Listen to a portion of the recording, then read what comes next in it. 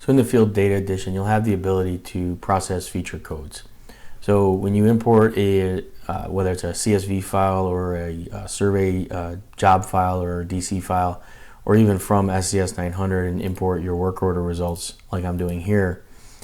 you'll see that in this case these points have been coded. And if I turn on the feature codes, let's turn off the point ID, you'll see that these feature codes are, bottom of curb left, ground shot, retaining wall, edge of pavement. Basically what you're going to see with processing the feature code is the field to finish process. So what I'm going to do here is just have a couple different views, and you're going to want to have an FXL file. So setting up your feature definition manager with your line control codes and your feature codes, you'll be able to come in here now and go to the survey tab and simply click on process feature codes. You'll go ahead and select the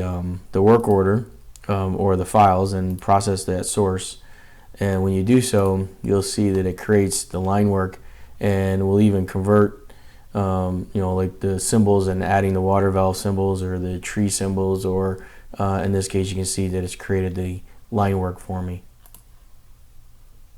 So with the right field codes, the right coding and collection out in the field, importing that data into your Business Center project, and then processing the feature codes, you'll be able to quickly draw this line work and map your site in no time.